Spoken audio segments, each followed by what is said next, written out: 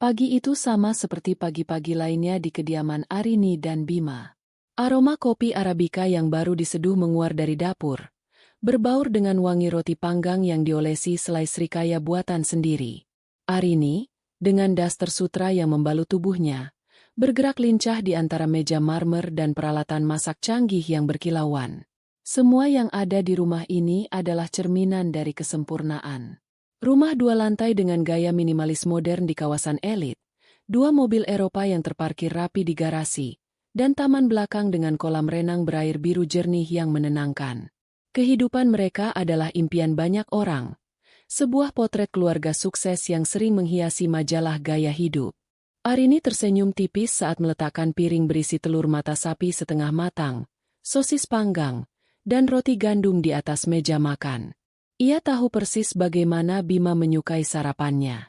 Semua harus tertata, semua harus sempurna, sama seperti citra yang Bima bangun untuk dirinya sendiri.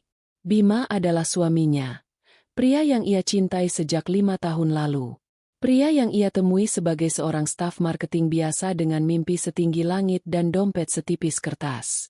Arini, yang saat itu baru menyelesaikan studinya di luar negeri, jatuh cinta pada ambisi dan semangat Bima. Ia melihat api di mata pria itu, sebuah dahaga akan kesuksesan yang menurutnya sangat menarik. Dengan latar belakang keluarga Arini yang lebih dari mampu, ayahnya, seorang direktur utama di salah satu grup rumah sakit terbesar di negeri ini, awalnya menentang hubungan mereka. Dia tidak sepadan denganmu, Arini, kata ayahnya kala itu, dengan nada khawatir yang tidak bisa disembunyikan. Tapi cinta Arini lebih besar dari keraguan ayahnya. Ia meyakinkan keluarganya bahwa Bima adalah pria yang tepat. Ia percaya pada potensi Bima. Dan Arini tidak hanya percaya, ia membuktikannya. Ia memberikan segalanya untuk Bima. Modal usaha tanpa batas ia kucurkan dari dana warisan ibunya. Jaringan bisnis ayahnya ia manfaatkan untuk membuka pintu-pintu yang tadinya tertutup rapat bagi Bima. Dalam waktu singkat, Bima melesat. Dari seorang staf biasa, ia kini menjadi seorang direktur utama di perusahaannya sendiri, sebuah perusahaan konsultan bisnis yang kliennya adalah nama-nama besar. Bima berubah. Ia menjadi lebih rapi, lebih percaya diri, dan tentu saja, jauh lebih kaya. Tapi semua kekayaan itu, pada dasarnya, adalah milik Arini. Rumah yang mereka tinggali, mobil yang Bima kendarai, bahkan setelan mahal yang melekat di badannya, semuanya dibeli dengan uang Arini. Arini tidak pernah mempermasalahkannya. Baginya, kebahagiaan Bima adalah kebahagiaannya. Kesuksesan Bima adalah buah dari cinta dan dukungan mereka berdua. Setidaknya, itulah yang selalu ia katakan pada dirinya sendiri. Pagi, sayang, sapa Bima, menuruni tangga dengan langkah tegap. Ia sudah rapi dengan kemeja biru langit dan celana bahan berwarna gelap. Rambutnya ditata klimis, dan aroma parfum mahal menguar dari tubuhnya. Ia mengecup kening Arini sekilas. Sebuah ritual pagi yang terasa semakin mekanis dari hari ke hari. Pagi, ayo sarapan, nanti keburu dingin. Jawab Arini sambil menuangkan kopi ke dalam cangkir porselen favorit Bima. Bima duduk dan langsung menyantap sarapannya dengan cepat. Matanya sibuk melirik layar ponsel yang ia letakkan di samping piringnya. Jarinya sesekali mengetik balasan cepat. Arini memperhatikannya dalam diam. Belakangan ini, ponsel itu seolah menjadi bagian dari tubuh Bima, tidak pernah lepas dari genggamannya. Layarnya selalu menghadap ke bawah, dan notifikasi pesan seringkali membuat Bima sedikit tersentak sebelum ia dengan cepat membukanya, sedikit menjauhkan layar dari pandangan Arini. Pekerjaan lagi? Tanya Arini, mencoba terdengar santai. Iya, biasa. Klien baru dari Singapura. Rewelnya minta ampun. Jawab Bima tanpa mengangkat kepala. Proyek besar, jadi harus ekstra perhatian. Arini mengangguk, mencoba memaklumi. Ia tahu dunia bisnis memang kejam dan menuntut. Tapi hatinya tidak bisa dibohongi. Ada sesuatu yang terasa berbeda. Bima sering pulang larut malam, bahkan kadang tidak pulang dengan alasan menginap di apartemen dekat kantor untuk menyelesaikan pekerjaan. Aroma parfum wanita yang samar namun berbeda kadang tercium dari kemejanya saat Arini memasukkannya ke mesin cuci. Ketika Arini menanyakannya, Bima selalu punya jawaban yang logis. Oh, itu mungkin parfum sekretaris klien. Tadi kami rapat di ruangan yang sempit. Atau, aku kan sering bertemu banyak orang, sayang. Jawaban-jawaban itu masuk akal, tapi tidak pernah benar-benar menenangkan hati Arini. Suatu sore, beberapa minggu yang lalu, Arini menemukan sebuah struk pembayaran dari toko perhiasan di dalam saku jas Bima yang akan ia bawa ke Penatu. Sebuah liontin berlian seharga puluhan juta rupiah. Arini mengerutkan kening. Ulang tahunnya masih lama. Ulang tahun pernikahan mereka juga sudah lewat. Ia tidak pernah menerima hadiah itu. Saat ia menanyakannya pada Bima malam itu, wajah Bima sempat tegang sesaat sebelum akhirnya tersenyum lebar. Astaga, kamu menemukannya. Itu kejutan untuk ibu. Sayang, bulan depan kan beliau ulang tahun, kata Bima sambil tertawa, seolah Arini baru saja merusak sebuah rencana besar. Arini merasa bodoh. Tentu saja, untuk ibu mertuanya. Bagaimana ia bisa lupa? Ia ikut tertawa, menertawakan kecurigaannya sendiri. Tapi di dalam hati, ada suara kecil yang berbisik, mengatakan bahwa tawa Bima terdengar sedikit palsu. Nada bicaranya terlalu bersemangat, seolah berusaha terlalu keras untuk meyakinkan. Tapi lagi-lagi, Arini menepis perasaan itu. Ia tidak mau menjadi istri pencemburu yang posesif. Ia percaya pada Bima. Ia harus percaya. Setelah sarapan, Bima bangkit dan merapikan dasinya. Aku berangkat dulu. Ya, malam ini sepertinya aku akan pulang larut lagi. Ada makan malam penting dengan investor. Lagi? Arini tidak bisa menahan nada kecewanya. Bima menghela napas. Wajahnya menunjukkan sedikit kejengkelan. Arini, aku melakukan ini untuk kita. Untuk masa depan kita. Kamu tahu kan betapa pentingnya pertemuan ini? Arini terdiam. Kata-kata, untuk kita, selalu menjadi senjata pamungkas Bima. Kata-kata itu membuat Arini merasa bersalah karena telah meragukan kerja keras suaminya. Ia mengangguk pelan. Iya, aku tahu. Hati-hati di jalan. Bima mengecup keningnya lagi, lebih cepat dari yang pertama, lalu bergegas pergi. Suara deru mesin mobil sportnya terdengar menjauh, meninggalkan Arini sendirian dalam keheningan rumah yang besar dan mewah itu. Arini menatap piring sarapan Bima yang sudah kosong. Ia merasa hampa. Kemewahan di sekelilingnya terasa dingin dan tidak berarti. Ia berjalan ke ruang keluarga, menatap foto pernikahan mereka yang terpajang besar di dinding. Di foto itu, mereka tertawa bahagia. Bima memeluknya erat. Matanya menatap Arini penuh puja. Arini merindukan tatapan itu. Tatapan yang kini terasa sudah lama hilang, digantikan oleh tatapan sibuk yang lebih sering tertuju pada layar ponsel daripada pada dirinya. Ia menyentuh kaca dingin figura itu, bertanya-tanya dalam hati, di mana letak kesalahannya? Mengapa kebahagiaan yang terlihat begitu sempurna dari luar, terasa begitu rapuh dari dalam?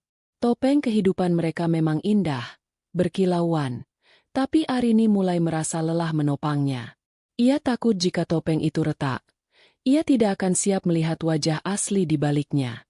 Malam merayap turun, membawa serta hawa dingin yang menembus kaca jendela raksasa di ruang keluarga. Di luar, hujan mulai turun, menciptakan irama monoton yang justru membuat suasana semakin sepi. Arini duduk di sofa empuk, memeluk bantal sambil menatap layar televisi yang menyala tanpa suara. Pikirannya tidak di sana. Pikirannya melayang pada suaminya. Jam di dinding sudah menunjukkan pukul 11 malam. Bima berjanji akan pulang larut. Tapi ini sudah lebih larut dari biasanya. Makan malam dengan investor seharusnya sudah selesai sejak beberapa jam yang lalu. Arini meraih ponselnya, membuka ruang obrolan dengan Bima. Pesan terakhir yang ia kirim 2 jam lalu, menanyakan apakah semuanya baik-baik saja, hanya centang 2 berwarna abu-abu. Belum dibaca. Ia mencoba menelepon. Panggilan pertama, kedua, ketiga, semuanya dialihkan ke kotak suara. Rasa cemas mulai menjalari hatinya. Ini tidak seperti biasanya. Sesibuk apapun Bima, ia tidak pernah mengabaikan panggilan Arini sampai selama ini. Berbagai skenario buruk mulai berkelebat di benaknya. Kecelakaan? Perampokan? Ia mondar-mandir di ruang keluarga. Setiap bunyi dari luar rumah membuatnya tersentak berharap itu adalah suara mobil Bima. Tapi yang terdengar hanya deru angin dan gemericik hujan. Rasa cemasnya kini berubah menjadi ketakutan. Ia mencoba meyakinkan diri bahwa mungkin ponsel Bima kehabisan baterai, atau ia sedang berada di tempat yang tidak ada sinyal. Tapi di tengah kota metropolitan seperti ini, alasan itu terasa sangat lemah. Ia bahkan sempat berpikir untuk menelepon beberapa rekan bisnis Bima, tapi ia mengurungkan niatnya. Ia tidak mau terlihat seperti istri yang panik dan tidak percaya pada suaminya. Tepat saat jam berdentang 12 kali, menandakan pergantian hari, ponsel Arini berdering. Nama Bima tertera di layar. Arini segera mengangkatnya dengan napas lega yang tertahan. "Bima, kamu di mana? Aku khawatir sekali," serunya. Tapi suara di seberang sana bukanlah suara Bima yang tenang dan berwibawa seperti biasanya. Suara itu terdengar panik, terputus-putus, dan ada nada ketakutan yang kental. "Arini sayang, dengarkan aku." "Ada apa? Bima? Kamu baik-baik saja?" desak Arini. Jantungnya berdebar kencang. Aku baik-baik saja. Tapi, ada sedikit masalah. Aku sekarang ada di rumah sakit," kata Bima. Jantung Arini seolah berhenti berdetak. "Rumah sakit? Kamu kecelakaan? Rumah sakit mana?" tanyanya beruntun. Tangannya sudah gemetar. Bukan aku. Rekan kerjaku. Dia pingsan tadi. Jadi aku langsung membawanya ke UGD. Aku di rumah sakit Medika Utama sekarang," jelas Bima dengan cepat. Rumah sakit Medika Utama. Rumah sakit milik ayahnya. Setidaknya itu sedikit melegakan. Arini bisa langsung ke sana dan meminta bantuan ayahnya jika diperlukan.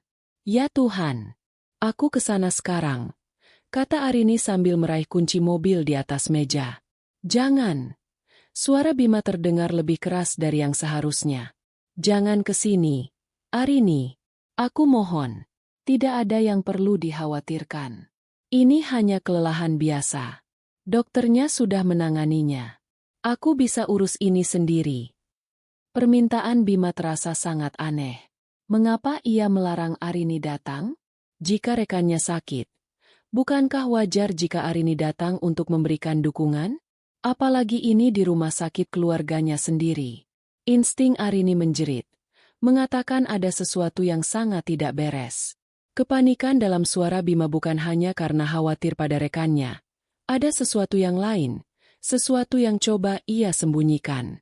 "Kenapa aku tidak boleh ke sana, Bima? Aku hanya ingin memastikan semuanya baik-baik saja." Arini mencoba menjaga suaranya tetap tenang, meskipun hatinya sudah dipenuhi sejuta tanya.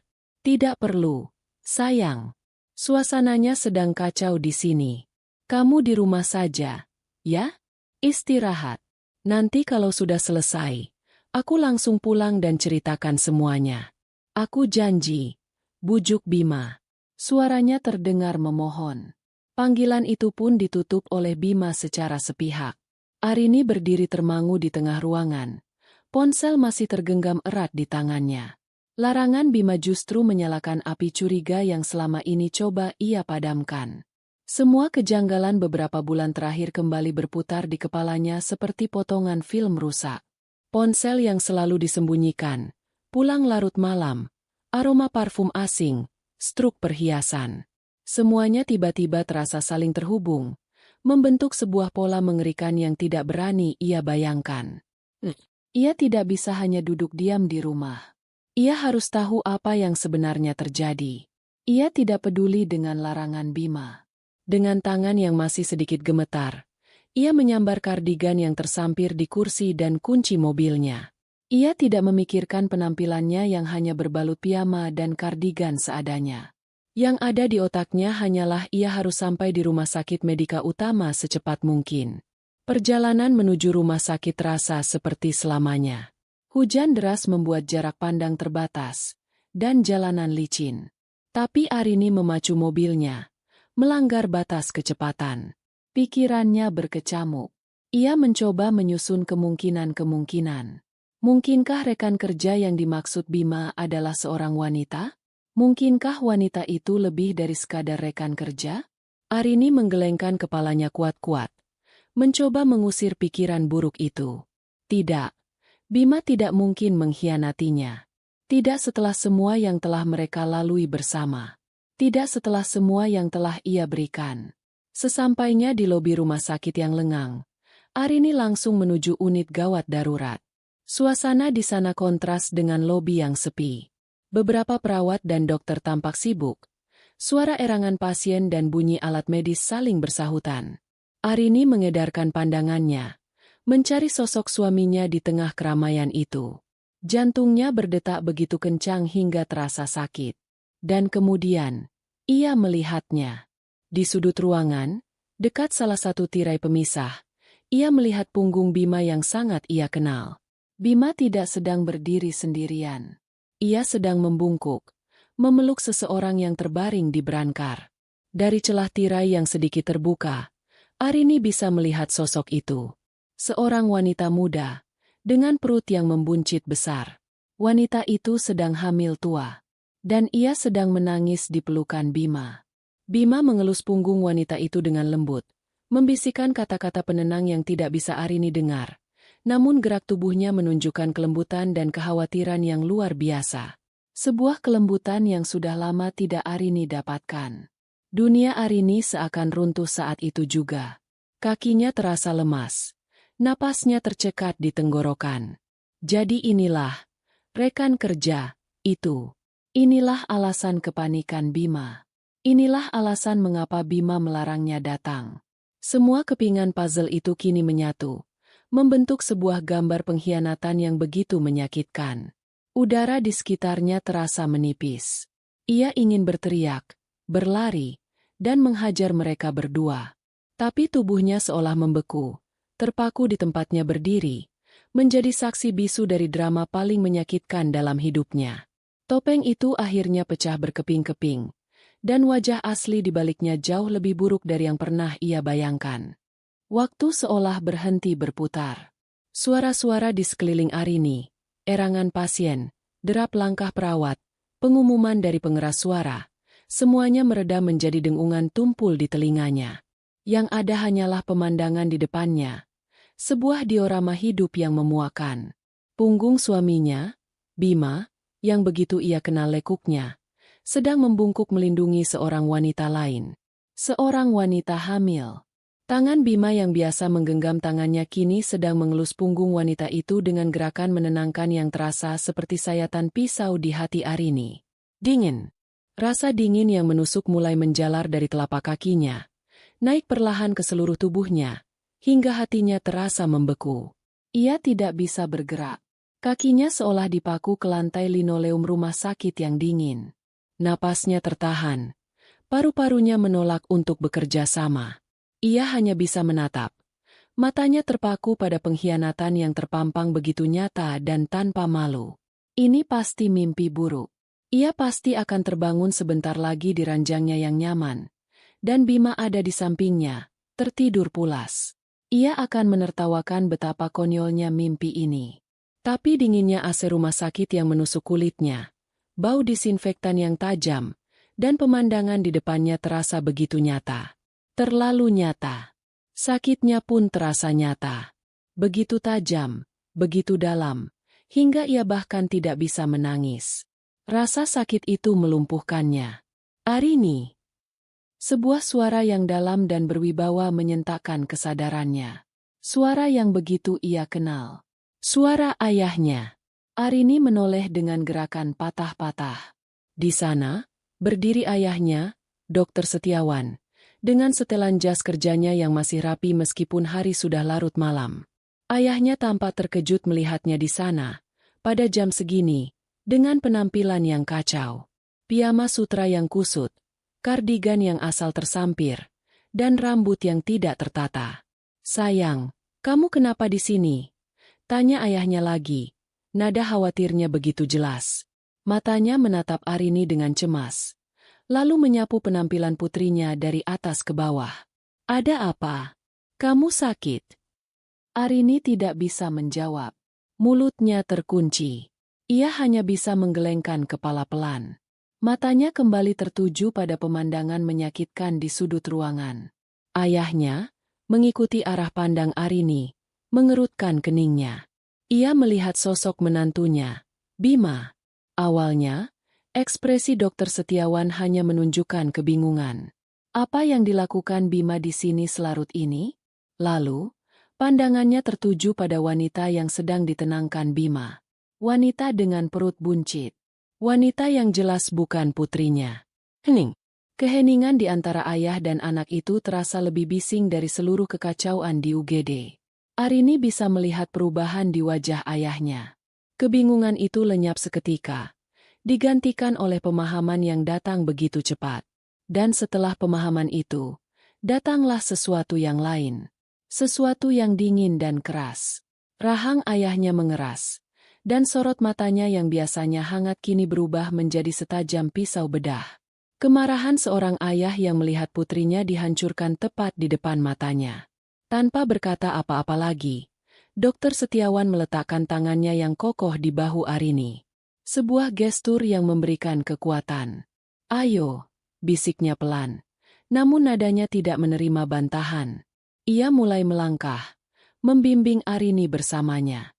Setiap langkah terasa berat, seolah mereka berjalan di atas pecahan kaca. Para perawat dan staf rumah sakit yang mengenali direktur mereka menyapa dengan hormat. Namun sapaan mereka seolah tidak terdengar. Beberapa dari mereka menatap Arini dengan pandangan ingin tahu, melihat penampilannya yang tidak biasa dan wajahnya yang pucat pasi. Arini merasa seperti sedang berjalan telanjang di tengah keramaian. Rasa malu dan sakit bercampur aduk menjadi satu. Mereka semakin dekat. Kini Arini bisa mendengar suara Bima dengan lebih jelas. Tenang, ya. Semua akan baik-baik saja. Dokter bilang hanya kontraksi palsu karena kamu kelelahan. Bisik Bima pada wanita itu. Saat itulah Bima, mungkin merasakan ada yang mengawasinya, mengangkat kepala. Matanya bertemu dengan mata Arini. Kemudian, matanya beralih dan bertemu dengan mata mertuanya. Dunia Bima runtuh dalam sepersekian detik. Wajahnya yang tadinya penuh perhatian berubah menjadi pucat pasi, seperti mayat. Matanya membelalak ngeri. Bibirnya terbuka tanpa suara. Ia seperti melihat hantu. Ia perlahan melepaskan pelukannya dari wanita itu. Tangannya tergantung canggung di udara. Ayah, Arini. Suara Bima keluar seperti bisikan serak, penuh keterkejutan dan ketakutan. Dokter Setiawan tidak memedulikan Bima. Tatapannya tertuju pada Arini, seolah memastikan putrinya masih kuat berdiri. Lalu, dengan suara yang tenang namun mematikan, ia berbicara. Bima, sepertinya malammu sibuk sekali. Bima tergagap. Ayah, ini tidak seperti yang terlihat. Saya bisa jelaskan. Ia melirik panik ke arah Arini, lalu ke wanita di berangkar yang kini menatap mereka dengan bingung dan takut. Arini akhirnya menemukan suaranya kembali. Suara itu keluar dengan serak, dingin, dan penuh racun. Rekan kerja, Bima? Tanyanya, mengulangi kebohongan yang Bima katakan di telepon. Satu kalimat pendek itu terasa lebih menampar daripada ribuan makian. Wajah Bima semakin pucat. Arini, sayang, dengarkan aku dulu. Jangan panggil aku sayang, desis Arini. Jangan pernah panggil aku dengan sebutan itu lagi. Wanita di berangkar itu, yang bernama Rania, akhirnya mengerti apa yang sedang terjadi. Ia menatap Arini, lalu ke Bima. Wajahnya memancarkan ketakutan. Mas Bima, mereka siapa? Tanyanya dengan suara bergetar. Diam, bentak Bima pada Rania. Sebuah kepanikan yang membuatnya menjadi kejam. Kemudian ia kembali memohon pada Arini dan ayahnya. Ini salah paham. Dia Rania, staf baru di kantor. Ibunya baru saja meninggal. Dia stres dan kelelahan. Makanya saya tolong. Kebohongan itu begitu konyol, begitu transparan, hingga Arini hampir tertawa. Staf baru? Menolong? Dengan perut sebesar itu? Dokter Setiawan melangkah maju, berdiri tepat di depan Bima. Posturnya yang tinggi dan berwibawa membuat Bima terlihat kecil dan menyedihkan. "Cukup, Bima," kata Dokter Setiawan. Suaranya rendah namun mengandung ancaman. "Jangan menghina kecerdasan kami dengan kebohonganmu yang menyedihkan itu." Ia kemudian menoleh ke kepala perawat yang sejak tadi memperhatikan drama itu dari kejauhan dengan cemas. "Suster Diana, tolong pastikan pasien ini mendapatkan penanganan yang sesuai. Pindahkan ke ruang perawatan obstetri. Lakukan semua prosedur yang diperlukan." "Baik, dokter," jawab Suster Diana dengan sigap. Lalu, Dokter Setiawan kembali menatap Bima. Tatapannya begitu dingin hingga bisa membekukan api. "Dan untuk Anda," katanya, menggunakan kata "Anda" yang formal dan berjarak. "Setelah pasien ini dipindahkan, saya tidak mau melihat wajah Anda lagi di rumah sakit saya. Kapanpun. Apa Anda mengerti?" Itu bukanlah sebuah pertanyaan. Itu adalah sebuah perintah. Sebuah pengusiran. Diucapkan oleh Direktur Utama Rumah Sakit, di tengah unit gawat darurat yang ramai. Beberapa pasang mata kini tertuju pada mereka. Bima dipermalukan di depan umum. Egonya yang setinggi langit diinjak-injak hingga hancur berkeping-keping. Ia hanya bisa menunduk, tidak berani menatap mertuanya, apalagi istrinya. Dokter Setiawan kembali merangkul bahu Arini. "Ayo, kita pergi dari sini." Ia membimbing Arini menjauh dari pemandangan itu. Arini tidak menoleh ke belakang. Ia tidak mau melihat wajah Bima yang memelas atau wajah wanita itu yang ketakutan. Ia memfokuskan seluruh sisa kekuatannya untuk terus melangkah, meninggalkan puing-puing pernikahannya di lantai UGD yang dingin itu. Saat mereka berjalan menyusuri koridor yang sepi, Arini merasakan sesuatu yang aneh. Rasa sakit yang tadinya melumpuhkan kini mulai berubah bentuk. Ia tidak hancur. Ia tidak menangis. Di dalam hatinya yang beku, api kemarahan mulai menyala. Api itu membakar habis sisa-sisa cinta dan harapan, menyisakan tekad yang keras dan membara. Ini bukan akhir baginya. Ini adalah sebuah awal. Awal dari pembalasan. Ruang kerja Dokter Setiawan adalah benteng keheningan di tengah hiruk-pikuk rumah sakit. Dinding kayu gelap dipenuhi rak buku berisi literatur medis tebal, dan beberapa foto keluarga terpajang di sudut meja mahoni yang besar. Aroma kopi hitam dan antiseptik samar-samar tercium di udara. Disinilah Arini duduk sekarang, di sofa kulit yang empuk, dengan secangkir teh hangat yang diberikan ayahnya beberapa menit yang lalu. Cangkir itu belum tersentuh. Uapnya menari-nari di udara dingin ruangan. Arini hanya menatap kosong ke arah jendela besar yang menampilkan pemandangan kota yang berkelip di tengah malam. Ia tidak menangis. Matanya kering, tapi tatapannya kosong. Syok yang ia rasakan di UGD tadi telah mengkristal menjadi sesuatu yang lain. Sesuatu yang lebih keras dan lebih dingin. Kekecewaan. Ayahnya duduk di kursi kerjanya. Tidak berbicara, hanya mengamatinya. Dokter Setiawan tahu putrinya lebih baik dari siapapun. Arini bukan tipe wanita yang akan meraung-raung dan meratapi nasib. Luka yang ia rasakan terlalu dalam untuk diungkapkan dengan air mata. Luka seperti itu biasanya akan berubah menjadi kekuatan atau racun. Dan Dokter Setiawan berdoa semoga itu menjadi yang pertama. Setelah keheningan yang terasa panjang, Dokter Setiawan akhirnya angkat bicara. Suaranya lembut, kontras dengan kemarahannya di UGD tadi. "Ayah minta maaf, kamu harus melihat semua itu, Nak." Arini menoleh. Matanya yang kosong kini mulai menunjukkan sedikit kehidupan. Sebuah kilatan amarah. "Bukan salah ayah. Aku tidak pernah mempercayainya," lanjut Dokter Setiawan. Nadanya datar. "Sejak awal aku melihatnya, aku tahu ambisinya lebih besar dari cintanya padamu. Tapi aku melihatmu begitu bahagia. Jadi aku mencoba untuk percaya padanya. Aku salah." Ia tidak mengatakan ini untuk menyalahkan Arini. Ia mengatakannya untuk memvalidasi perasaan Arini, untuk memberitahu bahwa keraguan yang mungkin pernah Arini rasakan adalah benar. Arini menunduk, menatap cangkir teh di tangannya. Aku yang bodoh. Yah, aku dibutakan oleh cinta. Aku memberinya segalanya, dan dia membalasnya dengan ini. Suaranya bergetar untuk pertama kalinya, bukan karena sedih, tapi karena marah. Dia bahkan tidak punya malu membawa wanita itu ke sini. Ke rumah sakit ayah. Ke dunia kita. Itu adalah kesombongannya, kata Dokter Setiawan tajam. Dia merasa tak tersentuh karena dia memakai nama keluarga kita. Dia lupa bahwa semua yang dimilikinya, perusahaan, rumah, kemewahan, semuanya berasal darimu. Dari kita. Kata-kata ayahnya seperti menyalakan sekring di dalam kepala Arini. Benar. Semua itu miliknya. Bima tidak punya apa-apa. Dia datang tanpa membawa apapun. Dan dia akan pergi tanpa membawa apapun. Keputusan itu terbentuk di benaknya dengan begitu cepat dan jelas. Seolah tidak ada pilihan lain yang pernah ada. Tidak ada keraguan. Tidak ada pertimbangan kedua. Pernikahannya sudah mati.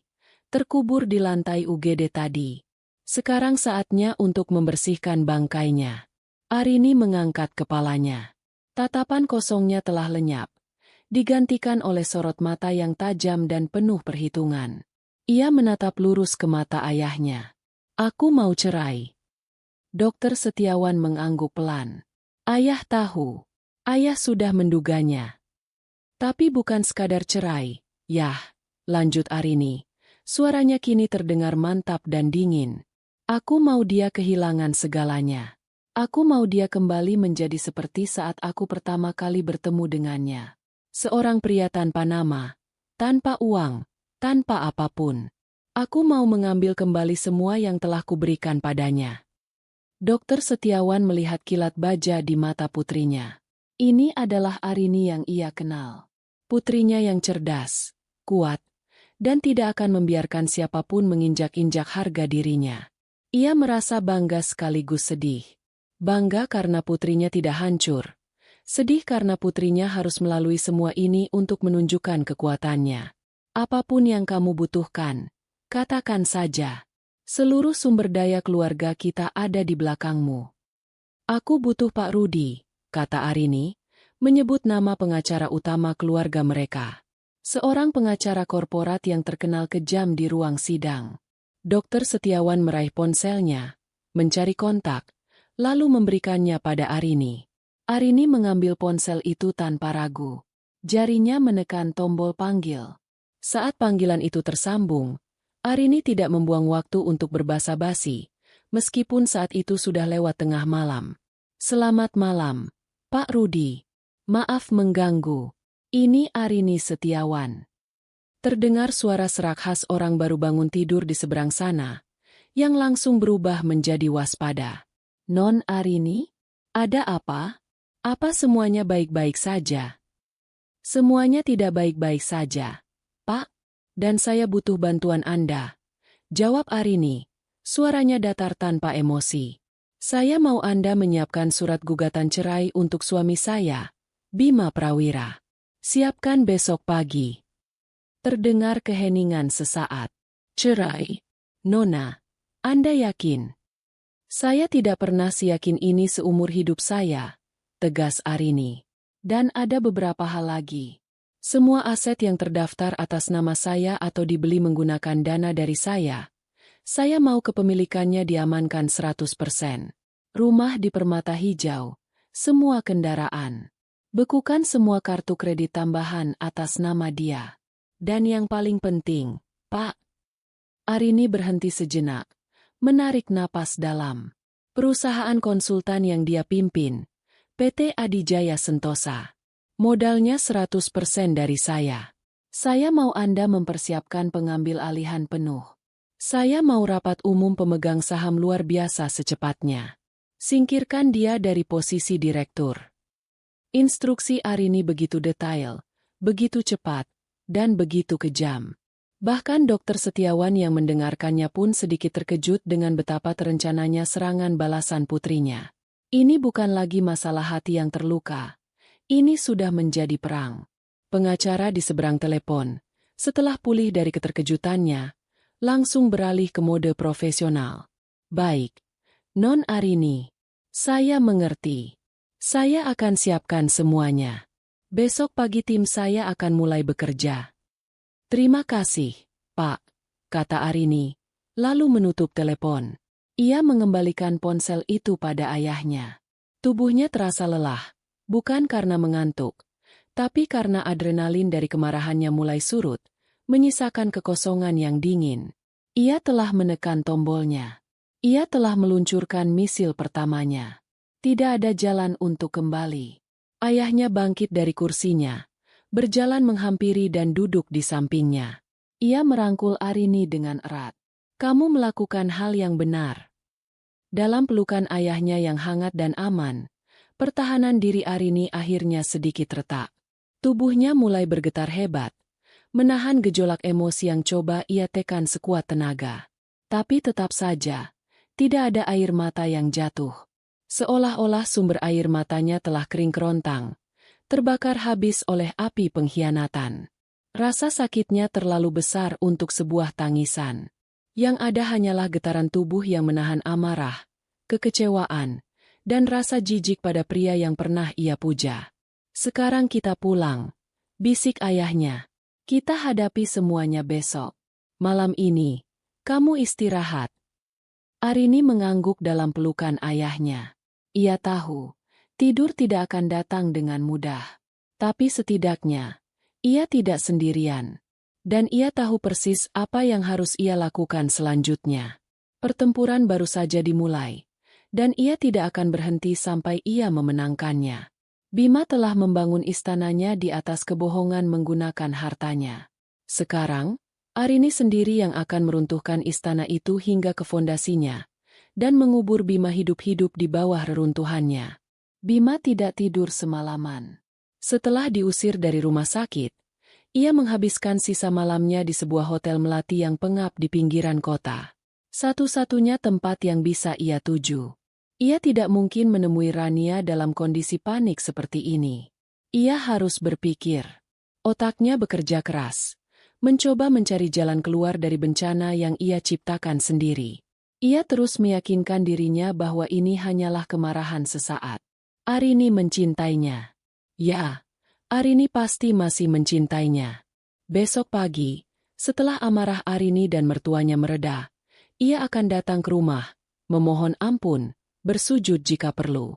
Ia akan berjanji untuk meninggalkan Rania dan memperbaiki segalanya. Ia yakin Arini akan luluh. Arini selalu memaafkannya. Pagi harinya, setelah membersihkan diri seadanya, ia mencoba menelepon Arini. Panggilannya langsung ditolak. Ia mencoba lagi. Ditolak lagi. Setelah percobaan kelima, panggilannya tidak lagi tersambung. Diblokir. Rasa dingin mulai merayapi punggungnya. Ia beralih menelepon telepon rumah. Tidak ada yang mengangkat. Rasa paniknya mulai memuncak. Ia harus segera ke rumah. Ia harus bicara dengan Arini sebelum semuanya terlambat. Dengan sisa kepercayaan dirinya, ia menyetop taksi dan menuju ke kompleks perumahan mewah mereka. Namun, saat taksi berhenti di depan gerbang rumahnya yang megah, pemandangan yang ia lihat membuatnya tertegun. Gerbang itu tertutup rapat, dan dua orang satpam berwajah keras yang tidak ia kenali berdiri di depannya. Ia mencoba membuka gerbang kecil di sampingnya dengan kartu aksesnya. Tapi mesin itu berbunyi penolakan. Tidak valid. Maaf, Pak. Bapak cari siapa? Tanya salah satu satpam itu dengan nada formal. Cari siapa? Ini rumah saya. Saya mau masuk. Jawab Bima dengan nada tinggi. Emosinya mulai tersulut. Mohon maaf, Pak. Kami mendapat instruksi dari pemilik rumah, Ibu Arini, bahwa Bapak Bima Prawira tidak lagi diizinkan masuk ke properti ini. Kata satpam kedua dengan tenang namun tegas. Rahang Bima mengeras. Apa-apaan ini? Saya ini suaminya. Saya berhak masuk. Ia mencoba menerobos. Tapi dua satpam itu dengan sigap menghalangi jalannya. Dari celah gerbang, Bima bisa melihat pemandangan yang lebih mengerikan. Beberapa orang dari perusahaan jasa pindahan sedang mengangkut barang-barang keluar dari rumahnya. Bukan perabotan. Mereka mengangkut kotak-kotak berisi pakaiannya, koleksi jam tangannya, sepatu-sepatunya, semua barang pribadinya. Mereka menumpuknya dengan rapi di dekat garasi, seolah itu adalah tumpukan sampah yang siap dibuang. Arini, keluar. Kita perlu bicara. Teriak Bima sekuat tenaga, mengabaikan tatapan aneh dari beberapa tetangga yang kebetulan lewat. Tapi yang keluar bukanlah Arini. Yang keluar adalah seorang pria berpenampilan necis yang ia kenal sebagai salah satu asisten Pak Rudi, pengacara keluarga Setiawan. Pria itu membawa sebuah map coklat tebal. "Selamat pagi, Pak Bima." Sapanya dengan nada dingin. "Saya di sini untuk menyerahkan ini." Ia menyodorkan map itu pada Bima. "Ini adalah surat gugatan cerai dari Ibu Arini, beserta surat perintah pengosongan aset pribadi. Semua barang Anda sudah kami siapkan. Silahkan Anda bawa." Bima menatap map itu dengan nanar. Tangannya gemetar. "Cerai." Kata itu menghantamnya seperti palu godam. Jadi ini bukan hanya kemarahan sesaat. Ini adalah akhir. Semua terjadi begitu cepat, begitu terorganisir, begitu kejam. Ia merasa seperti sedang menghadapi sebuah mesin penghancur yang tidak bisa dihentikan. Merasa putus asa dan dipermalukan, Bima meninggalkan rumah itu. Ia harus ke kantor. Setidaknya di sana ia masih punya kuasa. Ia masih seorang direktur utama. Ia akan menggunakan uang perusahaan jika perlu. Dengan sisa uang tunai di dompetnya, ia naik taksi lain menuju gedung perkantoran mewah di pusat kota, tempat PT Adijaya Sentosa berada. Menara yang menjadi simbol kesuksesannya. Ia melangkah masuk ke lobi dengan angkuh, mencoba mempertahankan sisa-sisa wibawanya. Namun, saat ia menempelkan kartu aksesnya di pintu elektronik menuju lift eksekutif, lampu merah menyala disertai bunyi penolakan. Akses ditolak. Ia mencobanya lagi. Hasilnya sama. Beberapa karyawan yang berlalu lalang mulai memperhatikannya dan berbisik-bisik. Tiba-tiba, pintu di sampingnya terbuka. Pak Rudi, pengacara Arini, keluar bersama dua anggota Dewan Komisaris yang selama ini selalu menjilatnya. Wajah mereka kini tampak dingin dan asing. "Bima," sapa Pak Rudi tanpa basa-basi. "Kami sudah menunggumu." Mereka membawanya ke sebuah ruang rapat kecil, bukan ruang direktur miliknya yang luas. Di atas meja sudah ada setumpuk dokumen. Atas nama pemegang saham mayoritas tunggal, Nyonya Arini Setiawan, mulai Pak Rudi dengan suara pengacara yang terlatih, telah diadakan rapat luar biasa pagi ini. Hasilnya, Dewan Komisaris secara aklamasi memutuskan untuk memberhentikan Anda dari posisi Direktur Utama PT Adijaya Sentosa, efektif sejak saat ini juga. Jantung Bima serasa diremas. "Apa? Kalian tidak bisa melakukan ini. Aku yang membangun perusahaan ini." "Anda salah," sela salah satu anggota dewan, pria tua yang dulu sering ia ajak main golf. "Anda menjalankannya. Tapi yang membangunnya adalah dana 100% dari keluarga Setiawan. Dan kini, pemilik dana itu mengambil kembali miliknya." Pak Rudi mendorong sebuah kotak kardus kosong ke arah Bima. "Anda diberi waktu 15 menit untuk mengemasi barang-barang pribadi Anda dari meja kerja Anda. 2 orang petugas keamanan akan mengawal Anda. Setelah itu, Anda dilarang untuk menginjakkan kaki di gedung ini lagi." Rasa panas menjalar ke wajah Bima. Ini adalah puncak dari penghinaan. Diantar seperti seorang pencuri, di perusahaan yang pernah ia pimpin. Dengan langkah gontai, ia mengikuti petugas keamanan ke ruang kerjanya yang megah. Para stafnya menatapnya dengan campuran rasa kasihan dan ingin tahu. Ia tidak berani menatap mereka. Dengan tangan gemetar, ia memasukkan beberapa bingkai foto, sebuah piala penghargaan, dan beberapa barang pribadi lainnya ke dalam kotak kardus. Semua terasa surreal. Baru kemarin ia duduk di kursi empuk itu, menandatangani kontrak bernilai miliaran. Hari ini, ia diusir hanya dengan sebuah kotak kardus. Setelah selesai, Ia digiring keluar melalui lobi. Semua mata tertuju padanya. Ia merasa telanjang. Saat ia melangkah keluar dari pintu kaca gedung, pukulan terakhir datang menghantamnya. Mobil sport hitam kesayangannya, hadiah dari Arini 2 tahun lalu, sedang diangkut ke atas sebuah truk derek. Seorang pria berjas menghampirinya dan menyerahkan selembar surat. Surat penarikan kendaraan atas nama pemilik sah, Arini Setiawan. Bima hanya bisa berdiri mematung di trotoar yang ramai. Di tangannya ada sebuah kotak kardus berisi sisa-sisa kehidupannya yang hancur. Ponselnya berdering. Nama Rania muncul di layar. Ia mengangkatnya dengan lemas. "Mas, kamu di mana? Aku udah boleh pulang dari rumah sakit.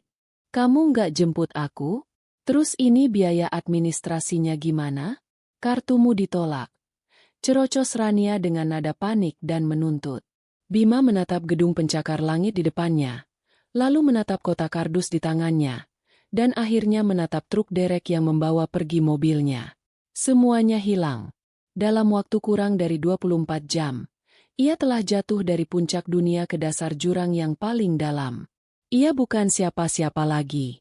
Ia kembali menjadi Bima yang dulu, seorang pria miskin tanpa apa-apa. Bedanya, kini ia memiliki beban baru, seorang wanita hamil yang menunggunya, dan masa depan yang tampak lebih gelap dari malam terpekat sekalipun. Beberapa minggu berlalu sejak hari penghakiman itu. Rumah megah yang tadinya terasa dingin dan hampa, kini mulai terasa seperti rumah lagi bagi Arini. Ia telah melakukan ritual pembersihan. Bukan hanya membersihkan barang-barang peninggalan Bima yang kini sudah diangkut entah kemana, tapi juga membersihkan energi dan kenangan buruk yang melekat di setiap sudut. Ia menyewa desainer interior untuk mengubah total tata letak ruang keluarga dan kamar tidur utama. Warna-warna cat diganti dari abu-abu maskulin menjadi krem dan putih yang lebih hangat. Sofa kulit yang berat digantikan dengan sofa kain yang nyaman. Ia ingin menghapus jejak Bima dari kehidupannya, dimulai dari ruang pribadinya. Setiap hari, ia akan membuka semua jendela, membiarkan udara segar dan sinar matahari masuk, seolah sedang mengusir sisa-sisa kegelapan masa lalunya. Kemarahannya belum sepenuhnya padam. Sesekali, saat ia sendirian di malam hari, rasa sakit dan pengkhianatan itu masih terasa menusuk. Tapi Arini menolak untuk tenggelam di dalamnya. Ia mengubah kemarahan itu menjadi bahan bakar. Bahan bakar untuk memulai kembali hidupnya, untuk membuktikan pada dirinya sendiri dan pada dunia bahwa ia lebih dari sekadar istri yang teraniaya. Ia adalah Arini Setiawan, dan ia akan membangun kembali dunianya sendiri. Untuk menyibukkan diri, ia kembali aktif di Yayasan Setiawan Harapan, yayasan amal milik keluarganya yang berfokus pada kesehatan anak-anak kurang mampu. Pekerjaan yang sempat ia tinggalkan karena terlalu sibuk mendukung karir Bima. Kini, ia mencurahkan seluruh waktu dan tenaganya di sana.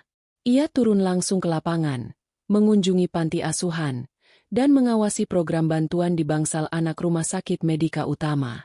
Melihat senyum anak-anak yang ia bantu memberikan ketenangan yang tidak pernah ia dapatkan dari kemewahan materi. Ia menemukan kembali tujuan hidupnya, sesuatu yang murni miliknya, tidak tersentuh oleh kebohongan Bima. Suatu siang, setelah rapat evaluasi program di rumah sakit, ayahnya mengajaknya makan siang di sebuah kafe kecil yang tenang di dalam kompleks rumah sakit. "Kamu terlihat lebih baik, Nak," kata Dokter Setiawan sambil tersenyum tulus. "Ada cahaya lagi di matamu." Arini tersenyum kecil. "Aku merasa lebih baik, Yah. Sibuk ternyata obat yang paling manjur." Saat mereka sedang berbincang, seorang pria berjas dokter putih menghampiri meja mereka. "Selamat siang, Dokter Setiawan." "Arini." Arini menoleh. Itu adalah Dokter Adrian, seorang dokter spesialis anak yang juga aktif sebagai konsultan di yayasan mereka. Arini sudah mengenalnya selama beberapa tahun sebagai kolega ayahnya, tapi mereka tidak pernah benar-benar akrab. Dokter Adrian adalah pria yang tenang, dengan senyum ramah dan sorot mata yang teduh. Ia adalah kebalikan dari Bima yang selalu berapi-api dan penuh pesona palsu. "Adrian, kebetulan sekali. Ayo, bergabung dengan kami. ajak ayahnya. Dokter Adrian pun duduk bersama mereka. Berbeda dengan pria lain yang mungkin akan canggung atau mencoba menghiburnya dengan kata-kata klise, Adrian bersikap sangat normal.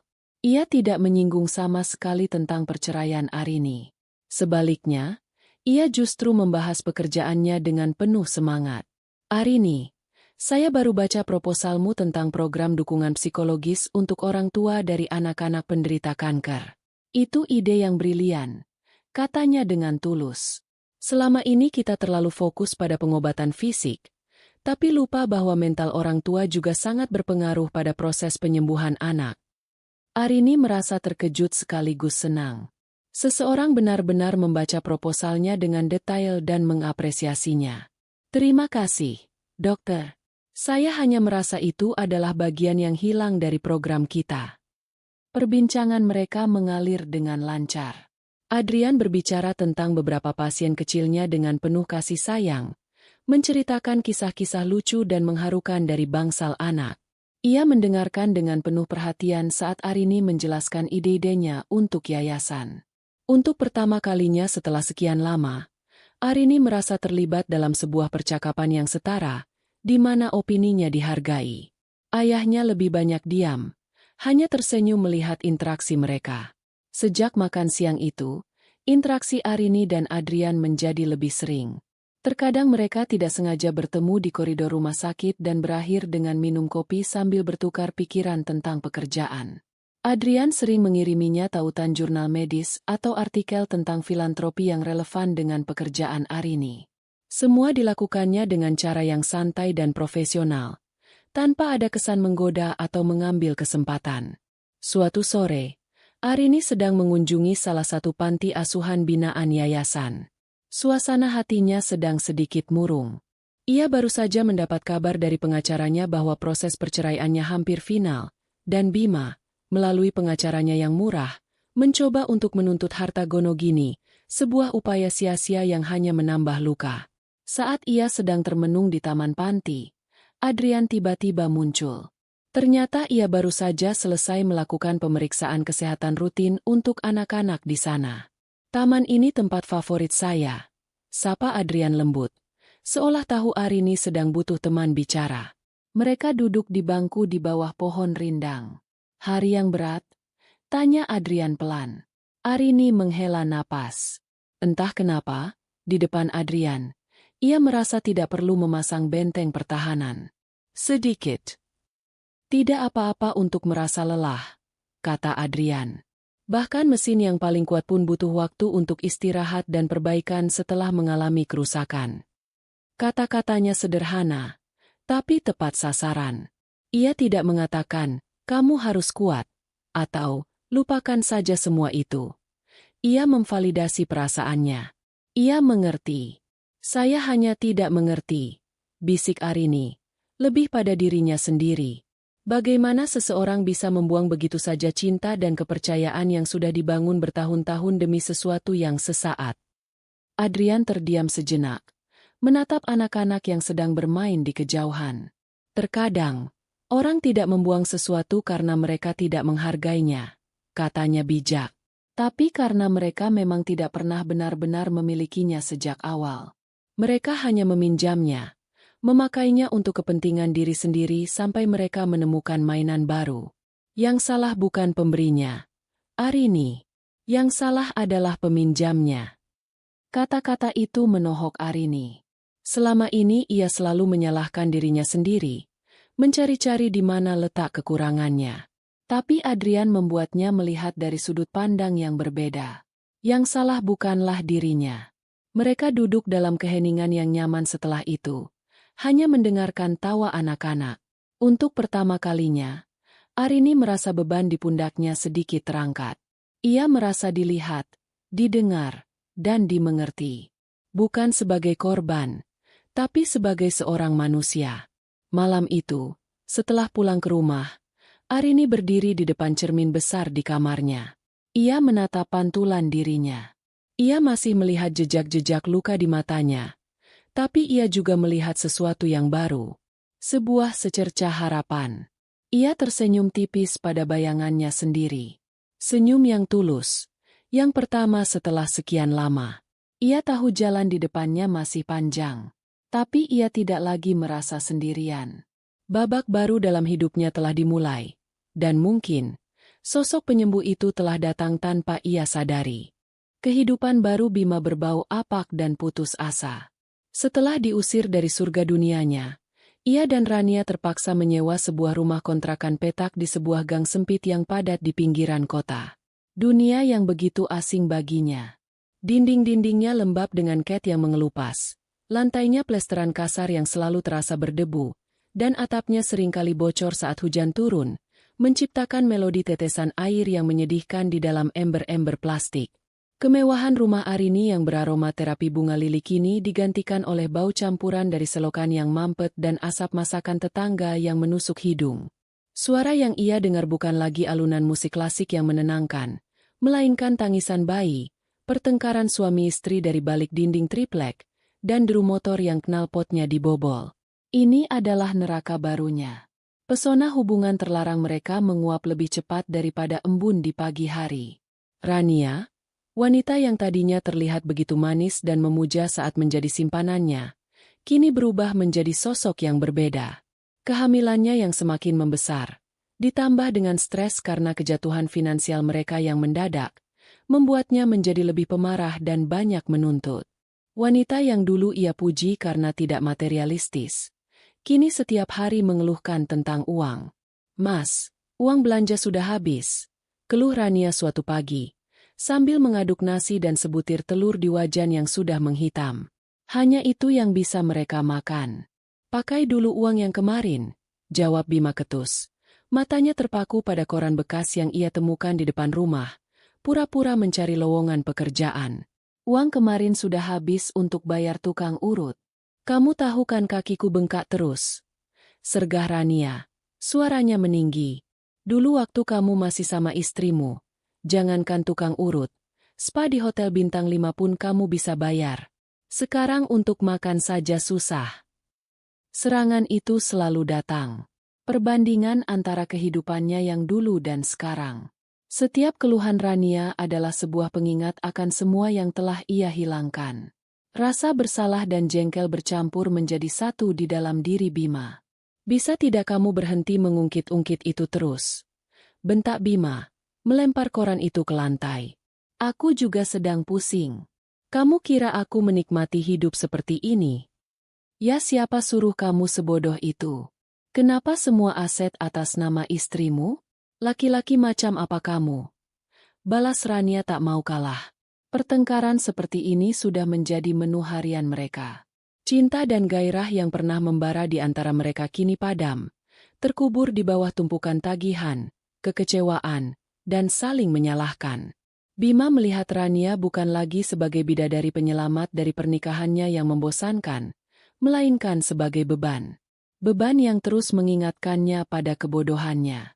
Mencari pekerjaan adalah sebuah babak penghinaan yang lain. Namanya, Bima Prawira, yang dulu begitu disegani di dunia bisnis, kini seolah menjadi racun. Berita perceraiannya dengan Arini Setiawan, putri dari konglomerat Dr. Setiawan, menyebar dengan cepat dari mulut ke mulut di kalangan elit bisnis. Semua orang tahu bagaimana ia jatuh. Ia dipermalukan, diusir, dan hartanya dilucuti. Tidak ada satupun perusahaan besar yang mau mengambil risiko mempekerjakan pria dengan reputasi seperti itu. Koneksi-koneksi yang dulu memujanya kini bahkan tidak mau mengangkat teleponnya. Ia terpaksa menurunkan standarnya. Dari melamar posisi direktur, turun menjadi manajer, lalu turun lagi menjadi supervisor. Tapi bahkan untuk posisi itu pun ia ditolak. Riwayat pekerjaannya yang terlalu mentereng justru menjadi bumerang. "Dengan pengalaman Anda sebagai CEO, kami rasa posisi ini tidak cocok untuk Anda, Pak," kata seorang manajer SDM muda dengan sopan, yang artinya adalah, "Kami tidak mau mempekerjakan orang yang punya masalah dengan keluarga Setiawan." Ego dan harga dirinya terkikis setiap hari. Ia mulai melamar pekerjaan apa saja. Staf marketing, sales, bahkan admin. Tapi penolakan demi penolakan terus datang. Sisa uang pesangon yang berhasil ia dapatkan sebelum benar-benar ditendang dari perusahaannya semakin menipis. Dihabiskan untuk biaya sewa kontrakan dan kebutuhan Rania yang semakin membengkak menjelang persalinan. Ia bahkan terpaksa menjual satu-satunya barang berharga yang tersisa padanya, sebuah jam tangan mewah edisi terbatas, dengan harga yang sangat murah kepada seorang tengkulak di pasar loak. Uang itu terasa membakar tangannya. Uang dari hasil menjual kenangan kejayaannya. Suatu sore, saat ia berjalan gontai di sebuah pusat perbelanjaan setelah wawancara kerja yang gagal, ia berpapasan dengan salah satu mantan anak buahnya di perusahaan. Pria itu, yang dulu selalu membungkuk hormat padanya, kini hanya menatapnya sekilas dengan pandangan campuran antara kaget dan kasihan, sebelum akhirnya pura-pura tidak melihat dan berjalan cepat melewatinya. Penghindaran itu terasa lebih menyakitkan daripada 1000 hinaan. Di mata dunia, ia bukan siapa-siapa lagi. Ia hanyalah cerita kegagalan. Ia pulang ke kontrakan dengan perasaan hancur. Di sana, Rania sedang menangis. "Aku habis dari puskesmas," isaknya. Kata bidan, "tekanan darahku tinggi. Aku harus banyak istirahat dan makan makanan bergizi." Bergizi, Mas.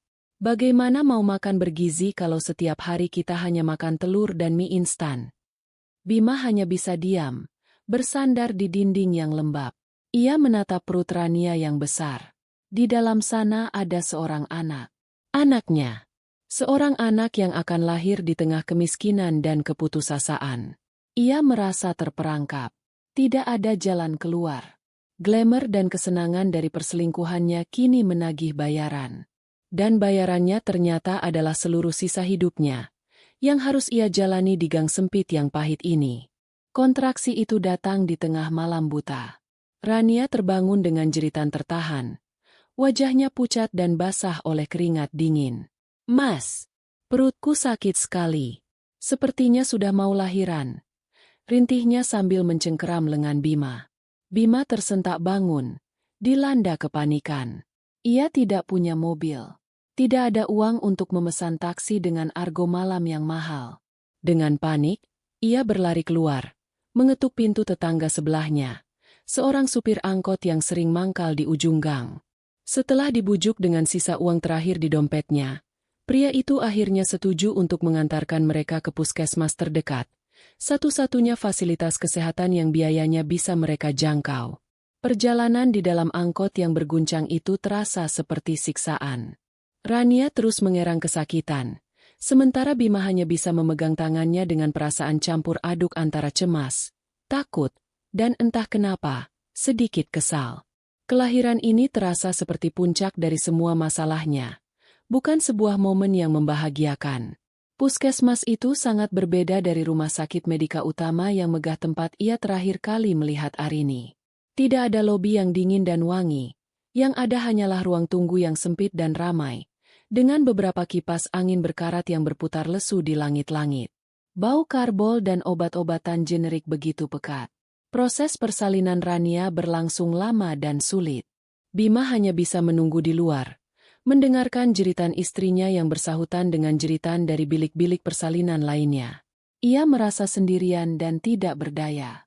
Tidak ada dokter setiawan yang bisa ia hubungi untuk meminta bantuan. Tidak ada fasilitas kelas 1 yang bisa ia andalkan.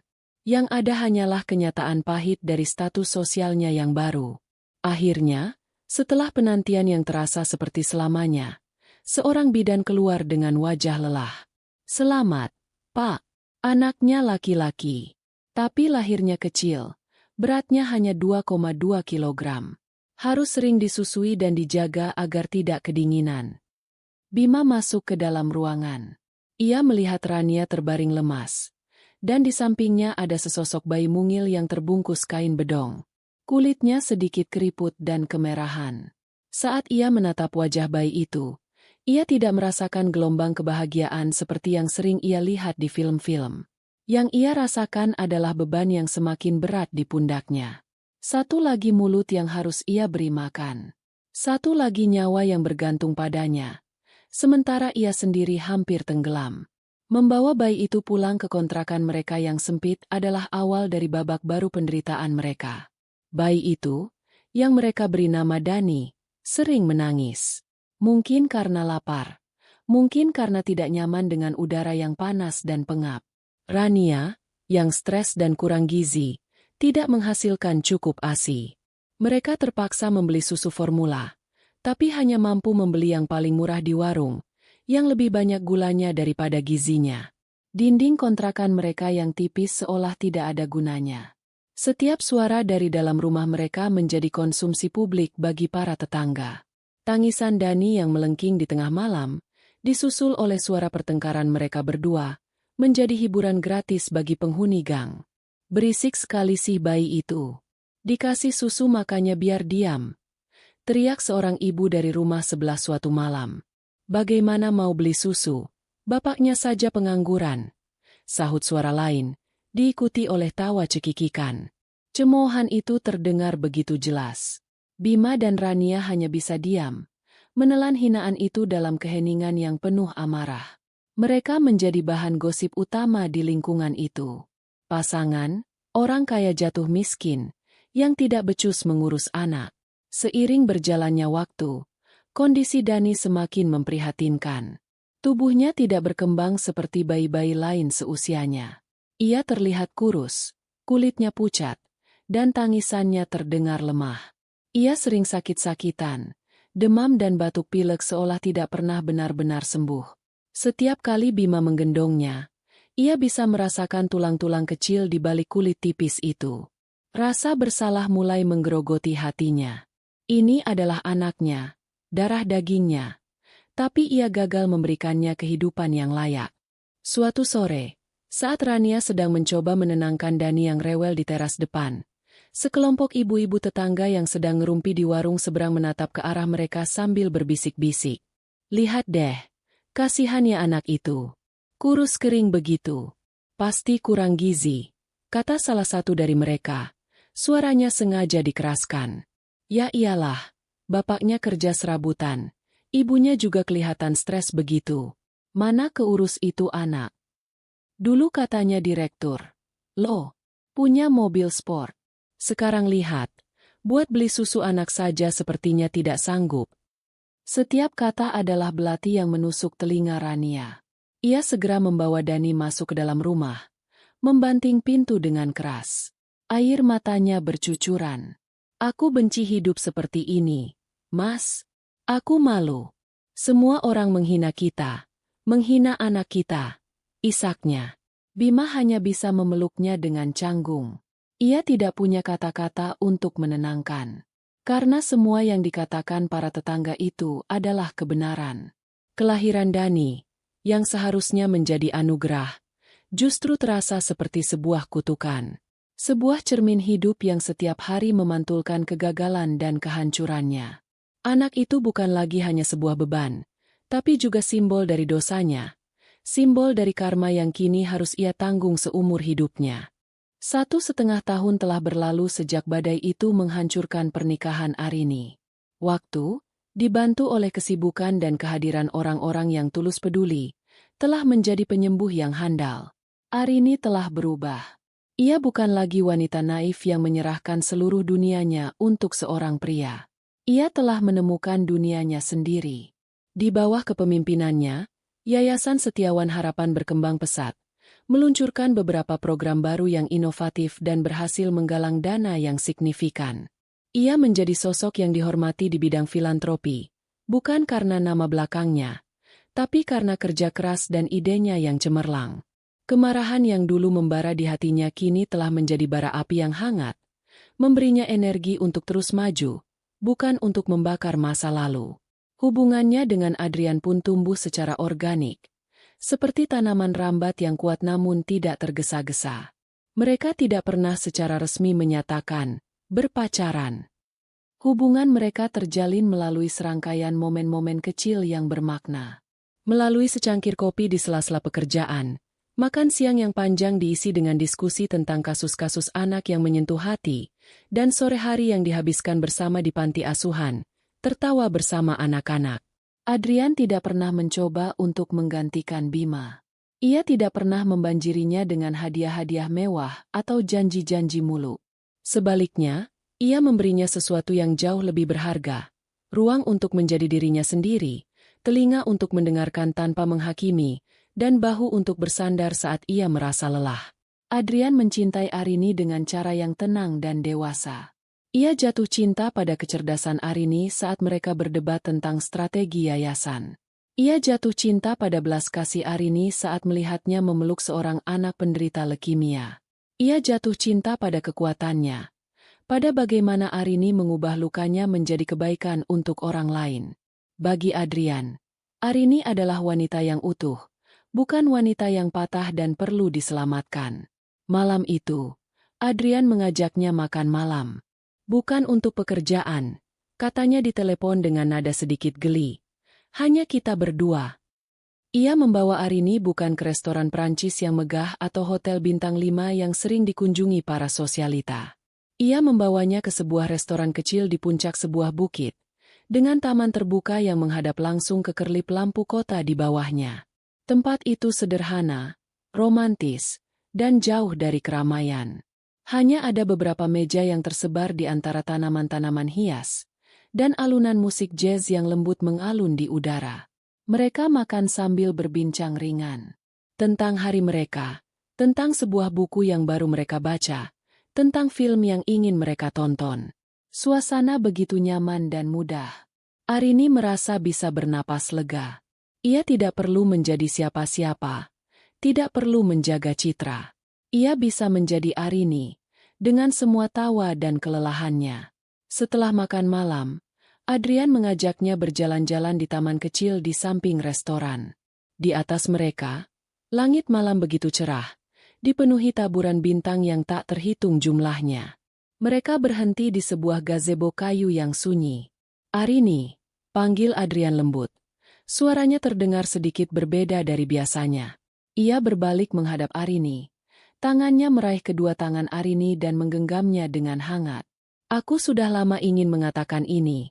Tapi aku menunggu waktu yang tepat. Menunggu sampai aku yakin kamu benar-benar siap untuk melangkah ke depan. Bukan karena kamu kesepian atau butuh pelarian, tapi karena kamu memang menginginkannya. Jantung Arini mulai berdebar sedikit lebih cepat. Aku sudah mengenalmu cukup lama, lanjut Adrian. Matanya menatap Arini dengan dalam dan tulus. Aku melihatmu saat kamu berada di puncak kebahagiaanmu. Dan aku juga melihatmu saat kamu berada di titik terendah. Dan di setiap versi dirimu, aku selalu melihat wanita yang luar biasa. Wanita yang kuat, cerdas, dan punya hati yang lebih luas dari langit di atas kita ini. Arini, aku jatuh cinta padamu. Aku jatuh cinta pada caramu tertawa, pada kerutan di dahimu saat kamu berpikir keras, pada semangatmu saat bicara tentang anak-anak di yayasan. Aku jatuh cinta pada semuanya. Ia berhenti sejenak, mengambil napas dalam-dalam. Aku tahu masa lalumu tidak mudah. Aku tidak akan pernah memintamu untuk melupakannya, karena itu adalah bagian dari perjalanan yang membuatmu menjadi dirimu yang sekarang. Aku hanya ingin bertanya, apakah kamu mau mengizinkanku untuk menjadi bagian dari masa depanmu? Dengan gerakan perlahan, Adrian berlutut dengan satu kaki. Ia mengeluarkan sebuah kotak bludru kecil dari sakunya. Saat ia membukanya, sebuah cincin dengan berlian sederhana namun berkilau indah memantulkan cahaya bintang. Aku tidak bisa menjanjikan kehidupan yang sempurna tanpa masalah, katanya dengan suara bergetar menahan emosi. Tapi aku berjanji akan selalu jujur padamu. Aku berjanji akan selalu menjadi rekan setimu, menghadapi suka dan duka bersamamu. Aku berjanji akan menghormatimu, mendukung mimpimu, dan membangun sebuah rumah yang penuh dengan tawa dan kedamaian, bukan hanya kemewahan. Arini Setiawan, maukah kamu menikah denganku? Air mata akhirnya mengalir di pipi Arini. Tapi ini bukan air mata kesakitan atau kekecewaan seperti dulu. Ini adalah air mata kelegaan, kebahagiaan, dan rasa syukur yang meluap. Di hadapannya, berlutut seorang pria yang menawarkan sebuah kemitraan, bukan kepemilikan. Seorang pria yang mencintai jiwanya, bukan statusnya. Seorang pria yang melihat semua bekas lukanya dan tidak takut, malah ingin membantu merawatnya.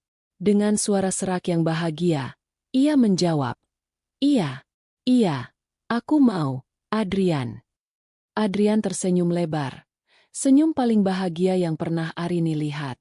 Ia menyematkan cincin itu di jari manis Arini. Cincin itu terasa pas. Terasa benar. Saat ia bangkit, ia memeluk Arini dengan erat. Dalam pelukan itu, Arini merasa telah menemukan rumahnya.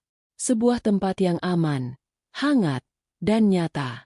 Beberapa hari kemudian, mereka memberitahu kabar bahagia itu pada Dokter Setiawan. Pria paruh baya itu menatap putrinya, lalu menatap Adrian, pria yang sangat ia hormati. Matanya berkaca-kaca karena haru. Ia bangkit dan memeluk Arini dengan erat, lalu menepuk bahu Adrian dengan mantap. "Jaga putriku baik-baik," katanya dengan suara berat.